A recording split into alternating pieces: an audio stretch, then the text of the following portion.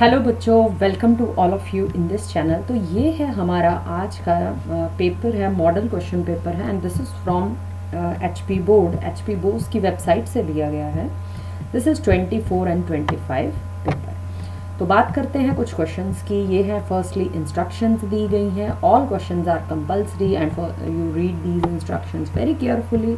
तो चलिए हम बात करते हैं सेक्शन ए की। Here we have 15 questions. हमारे पास 15 क्वेश्चंस होंगे और जिनमें से जो कि all questions are only for 1 mark. तो पहला क्वेश्चन है, a student perform an experiment to form aluminium chloride. बच्चों क्या बनाना है? एल्यूमिनियम क्लोराइड बनाना है। सो एल्यूमिनियम क्लोराइड का हमारा क्या फॉर्मूला होता है? सबसे पहले आपको वो फॉर्मूला पता होना चाहिए। तो फॉर्मूला होता है AlCl3। तो 4 ऑप्शंस दी गई हैं। क्या ये AlCl3 है? कहाँ पर है फॉर्मूला? एक इस ऑप्शन में मिला मुझे अपना फॉर्मूला और एक इस ऑप्शन में मुझे फॉर्मेशन मिली है AlCl3 की। तो बाकी 2 ऑप्शंस तो हो जाती हैं एलिमिनेट, क्योंकि वहाँ पर फॉर्मूला ही गलत है।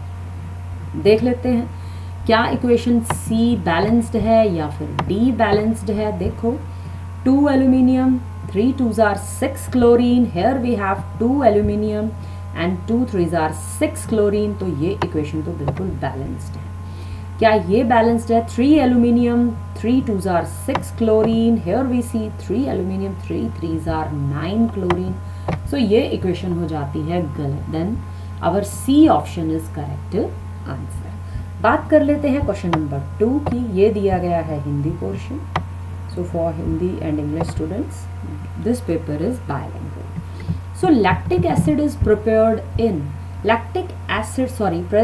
in lactic acid कहाँ पर present होता है? क्या ऑरेंज के अंदर है, टी के अंदर है, कर्ड के अंदर है? दूध और कर्ड के अंदर हमारा क्या होता है? लैक्टिक एसिड होता है। नेक्स्ट क्वेश्चन है, a non metal use to preserve food material is. कौन सी नॉन मेटल है जी? नाइट्रोजन है।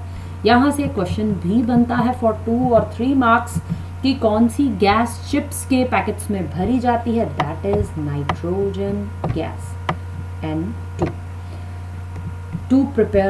To maintain the freshness of chips, इसलिए ये N2 भरी जाती है। अब ना बात करते हैं क्वेश्चन नंबर 4 की। क्वेश्चन है कार्बन कंपाउंड से and this is question number 4 and also from chapter 4, जो कि हमारा है carbon. Carbon compound contains 2 atoms. बच्चों देखें कितने एटम्स की बात की गई है? 2 एटम्स। तो 2 एटम्स किसके पास होते हैं? इथेन जहां पर है, हेयर वी हैव 2 एटम्स। तो हमारी ऑप्शन बी जो है वो होगा हमारा करेक्ट आंसर। ब्यूट के पास 4 होते हैं, मिथ के पास 1 कार्बन होता है, प्रॉप के पास 3 कार्बन होते हैं। So my correct answer is B option. Which statement is true for reflection of light? तो रिफ्लेक्शन ऑफ लाइट के लिए स्टेटमेंट ए करेक्ट है। You read all the statements but A is correct. The angle of incidence and reflection are equal. वो angle equal होते हैं। In which part of human eye is image of an object form? कहाँ पर बनती है? Retina पर बनती है इमेज, जो कि बिल्कुल हमारे लेंस की ऑपोजिट दिशा में होता है। I hope you all know the structure of eye. तो यहाँ पर ये रेटिना है and here we see the image. यहाँ पर हमें क्या दिखाई देती है? इमेज। तो नेक्स्ट है हमारा electrical resistivity of a given. बच्चों ध्यान देना है, बात की गई है रेजिस्टिविटी की, ना कि रेजिस्टेंस की। So resistivity and resistance both are different things. This is rho indicated by rho.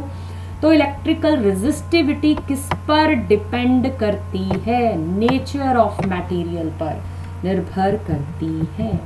तो ये है हमारे पास एक न्यूमेरिकल्स के फॉर्मूलाज को प्रिपेयर रखें। An electric bulb is rated 220 volt and 100 watt when it is operated on 110 volt. भाई देखो, हमारी वोल्टेज, हमारा जो पोटेंशियल डिफरेंस था, जो V था, वो 220 से हो गया है 110, मतलब हो गया है आधा। तो हमारी जो पावर कंजम्पशन है, जो हमारी पावर है, वो भी क्या हो जाने वाली है, आधी। Then it is 50 watt. अगर इस तरह से नहीं समझ पाते हो, then you apply the formula P is equal to, power का फॉर्मूला याद रखें, P is equal to VI। हमारे पास 2-3 फॉर्मूलाज हैं, उन्हें सबको याद रखें, and we use here P is equal to VI, जिससे कि हम ये न्यूमेरिकल कर सकेंगे। In amoeba food is digested in, amoeba के अंदर, अमीबा जो है वो खाना कहाँ डाइजेस्ट करता है, फूड वैक्यूल्स में डाइजेस्ट करता है। The gap between 2 neurons is called snaps, उसे कहा जाता है सिनेप्स। तो बात करते हैं, एंथर कंटेन्स पॉलन ग्रेन, भाई पराग कोश के अंदर पराग कण ही तो होंगे। The amount of energy that flow from एक ट्रॉपिक लेवल से अनदर, ट्रॉपिक लेवल तक जो हमारी फूड चेन के थ्रू जो एनर्जी का ट्रांसफ़र होता है वो कितना होता है, 10% एनर्जी का ट्रांसफ़र होता है 100 में से, और बाकी 90% एनर्जी जो है वो कहाँ जाती है, वो शरीर के बाकी मेटाबॉलिक और कैटाबॉलिक प्रोसेसेस के अंदर जाती। अब 13 और 15 बेस्ड क्वेश्चंस, 13 से लेकर 15 तक जो हमारे क्वेश्चंस हैं वो रीज़न और असर्शन से रिलेटेड है। पढ़ लेते हैं क्वेश्चन नंबर 13 को। Rusting of iron is endothermic in nature, क्या भाई आयरन को जंग लगना एंडोथर्मिक है? जी नहीं, वो एक एक्सोथर्मिक रिएक्शन है। मतलब वहाँ पर हीट क्या हो रही है, एग्जिट हो रही है, एक्सोथर्मिक रिएक्शन है। As the reaction is slow, reaction बहुत धीरे है, इसलिए हम हीट को रिलीज होती को बहुत धीरे नोटिस भी नहीं कर सकते। रीजन बिल्कुल सही है। So D option is my correct answer. A सत्य है बट ए असत्य है परंतु आर सत्य है। सो असर्शन हमारी रॉन्ग है बट रीजन इज करेक्ट। अगला क्वेश्चन ले लेते हैं। A compass needle is placed near a current carrying wire, the deflection of compass needle decreases when the magnitude of current in the wire is increased. How is it possible? जैसे current का बढ़ना होता है, बढ़ता है, तो compass needle की जो डिफ्लेक्शन है वो भी इंक्रीज होगी। सो माई असर्शन इज रॉन्ग। रीजन क्या है?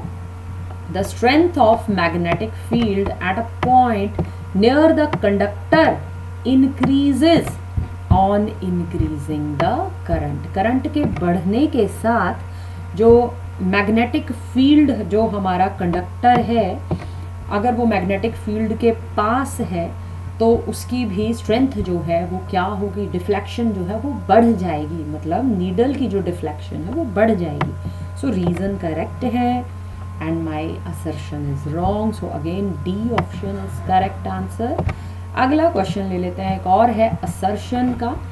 The use of chemical like CFCS, this is chlorofluorocarbons, has endangered the ozone layer, के लिए नुकसान है, बिल्कुल सही है। These are the dangers for our ozone layer since the ozone layer protect against the UV radiation, ozone layer हमें UV किरणों से बचाती है। This could damage the environment, of course इसका असर हमारे वातावरण पर होगा ही होगा। सो यहाँ पर हमारी असर्शन भी सही है, रीजन भी सही है, और सो हमारी ऑप्शन ए यहाँ पर हो जाएगी correct answer. So this is my 1 mark portion questions from this model test paper. I hope you all understand these questions. सो तब तक पढ़ते रहे, सीखते रहे एंड मेहनत करें।